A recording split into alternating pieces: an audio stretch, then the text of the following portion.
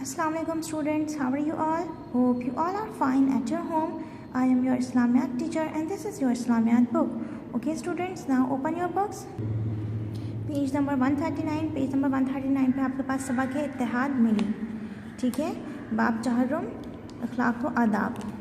अखलाक क्या होते हैं? एक इंसान के अंदर जो अच्छी सफ़ात होनी चाहिए, सच्चाई, अमानतदारी, सखावत वगैरह, और जिन बुरी आदतों से पाक व साफ़ होना चाहिए, झूठ, ग़ीबत वगैरह, इनको अखलाक कहते हैं। और आदाब किसे कहते हैं? इस्लाम ने हमें रहने सहने, खाने पीने वगैरह के जो उसूल बताए हैं, इनको आदाब कहते हैं।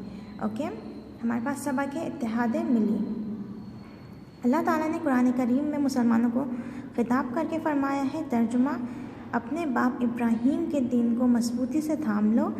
इसने पहले भी तुम्हारा नाम मुस्लिम रखा था और इस कुरान में भी, ताकि ये रसूल तुम्हारे लिए गवाह बने और तुम लोगों के लिए गवाह बनो। लिहाजा नमाज कायम करो और ज़कात अदा करो और अल्लाह को मजबूती से थामे रखो, वो तुम्हारा रखवाला है।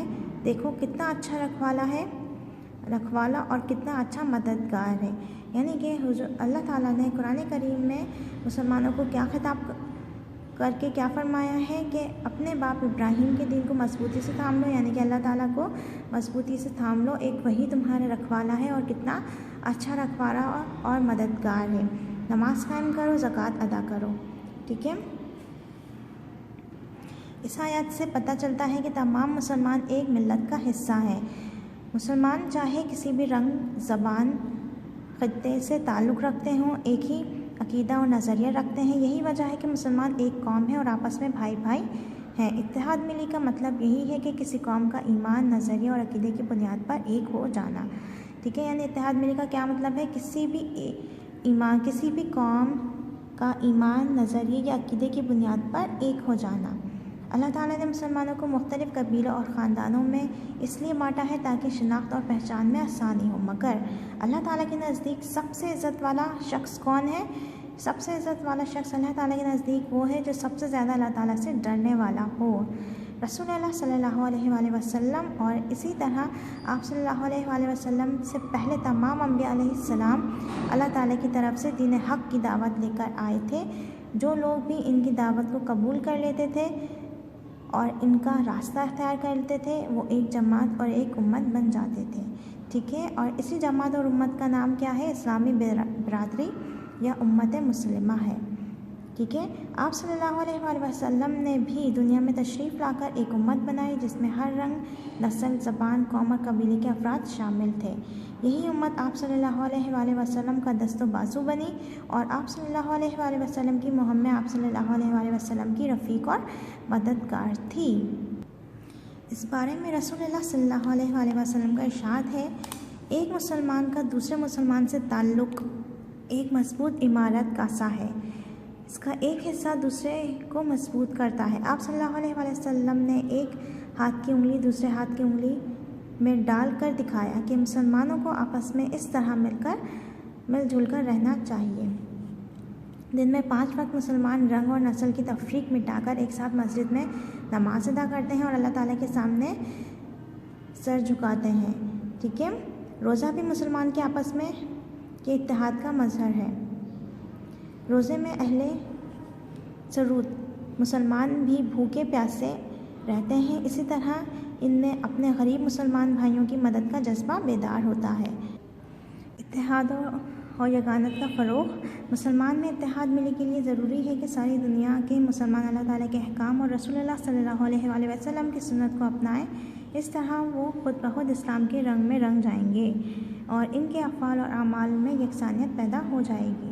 इसके साथ साथ ये भी ज़रूरी है कि तमाम मुसलमान तफ़रीक़े अख्तलाफ़ात से दूर रहें। ये तब ही हो सकता है कि तमाम मुसलमान अल्लाह ताला की रज़ी को मजबूती से थाम लें, जैसा कि कुरान करीम में अल्लाह ताला फरमाता है, और अल्लाह की रस्सी को सब मिलकर मजबूती से थामे रखो और आपस में फूट ना डालो, और अल्लाह ताला ने तुमको जो इनाम किया है इसे याद रखो।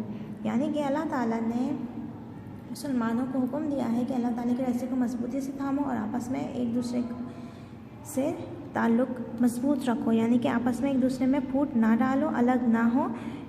ठीक है, यानी अल्लाह ताला के दीन पर अमल करो और आपस में गिरोहों, कौमों और बरादरियों की बुनियाद पर फ़र्क़ा ना डालो। और अल्लाह ताला ने जो तुम्हें इस्लाम की दौलत से नवाजा है, इसे याद रखो और इस पर अल्लाह ताला का शुक्र अदा करो।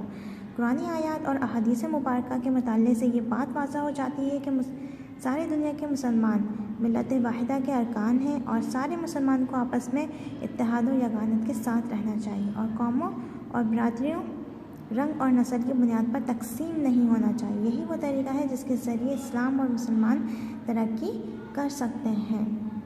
यानी कि अल्लाह ताला ने हर जगह जो है मुसलमानों को ये फरमाया है कि आपस में मिल कर रहो।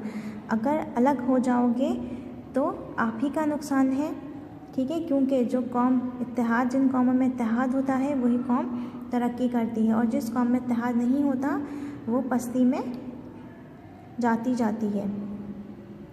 अगर मुसलमान में आपस में इत्तेहाद और इत्तफाक़ होगा और वो रंग, नस्ल, बिरादरी और ज़बान वगैरह की बुनियाद पर तकसीम नहीं होंगे तो ये चीज़ मुसलमानों को मजबूत करेगी। इसी तरह से शैतान इनमें तफ़रक़ा नहीं डाल सकेगा और दुनिया की बड़ी से बड़ी ताकत इनका कुछ नहीं बिगाड़ सकती। ये बात हमेशा याद रखिएगा कि अगर हम में इत्तेहाद नहीं होगा तो हम हमेशा नुकसान उठाएंगे, क्योंकि जिस चीज़ में इत्तेहाद होता है वही कामयाब होता है, ठीक है। और कौम हमेशा वही तरक्की करती है जिस कौम में इत्तेहाद होता है। तो इस सबक में हमें इत्तेहाद के बारे में बताया गया है कि अल्लाह ताला ने कुरान करीम में बार बार इरशाद फरमाया है कि अल्लाह ताला की रस्सी को मजबूती से थामें और आपस में फूट ना डालें और अल्लाह ताला के दिए हुए पर खुश रहें और अल्लाह ताला का उस पर शुक्र अदा करें। ओके स्टूडेंट्स, आपने क्या करना है, आपने इस चैप्टर को अच्छी तरीके से रीड करना है। मैंने आपको इसकी समरी बताई है, लेकिन आपने इसको बहुत अच्छे तरीके से रीड करना है। कल इंशाल्लाह हम इसके बाकी मश्क हल करेंगे। तब तक के लिए अल्लाह हाफ़िज़, अपना ख्याल रखिए।